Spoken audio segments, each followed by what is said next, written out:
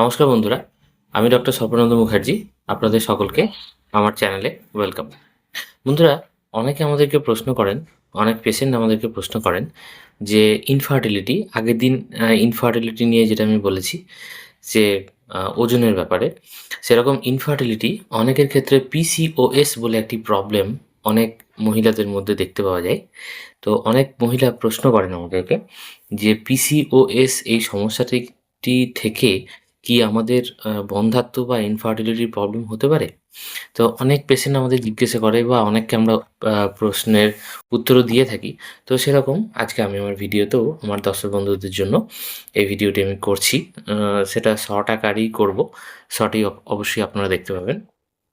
তো এইটা প্রথম কথা হচ্ছে যে অবশ্যই এইটা আমার এই প্রশ্নটা করা খুব একটা অযৌক্তিক নয় যে পিসিওএসের সমস্যার জন্য বন্ধ্যাত্বের প্রবলেম আসতে পারে। এটা পিছনে একটি কারণ আছে। সেই কারণটি কী? সেটা জানতে গেলে আপনাকে দেখতে হবে কতগুলো জিনিস। সেটা হচ্ছে যে যখনই আপনার শরীরে পিসিওএস এর প্রবলেম প্রবেশ করে, তখনই আপনার কটা জিনিস একটু শরীরের মধ্যে আসে। যেমন হচ্ছে, প্রথমেই আপনি লক্ষ্য করবেন যে আপনার পিরিয়ডটি বা ঋতুস্রাবটি একটু অনিয়মিতভাবে হচ্ছে, এবং তার সাথে সাথে আপনি যেটা দেখবেন যে অকারণে আপনার ওজনটা হঠাৎ করে বৃদ্ধি পেয়ে যাচ্ছে, এবং মুখের চারপাশে আপনার লোমের আধিক্য বাড়তে থাকছে। হ্যাঁ?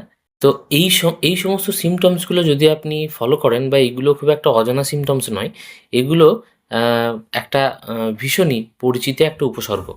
এই উপসর্গগুলো যখনই আপনি দেখতে পাবেন, তখনই বুঝতে পারবেন যে আপনার পিসিওডির প্রবলেম আপনার আসছে। তো এই এই অসুখে যেটা সমস্যা হয় কি, আপনার যে হরমোনের যে ভারসাম্য বারবার বিগড়ে যায়। এর ফলে ডিম্বস্ফোটনের ক্ষেত্রে এটা একটা বড় প্রভাব ফেলে, এবং ক্রমশই আপনার যেটা হয় কি, বন্ধ্যাত্বকে আপনার মধ্যে ডেকে নিয়ে আসে। তো এই অসুখের থেকে মুক্তি পাওয়ার জন্য আপনার একটি উপায়, সেটা হচ্ছে নিয়ন্ত্রিত জীবনযাত্রার মধ্যে থাকতে হবে, সুস্থ এবং নিয়ন্ত্রিত জীবনযাত্রার মধ্যে থাকতে হবে। এই পিসিওএস এর প্রবলেম থাকলে যেটা মেন কথা, সেটা হচ্ছে আপনার মানে ডিম্বস্ফোটনে আপনার বারবার প্রবলেম হতে পারে, এবং এই সিমটমসগুলো যদি আপনি দেখতে পারেন বা পান, অবশ্যই আপনি নিকটবর্তী ডাক্তারবাবুদের কাছে গিয়ে চেক আপ করান এবং দেখুন।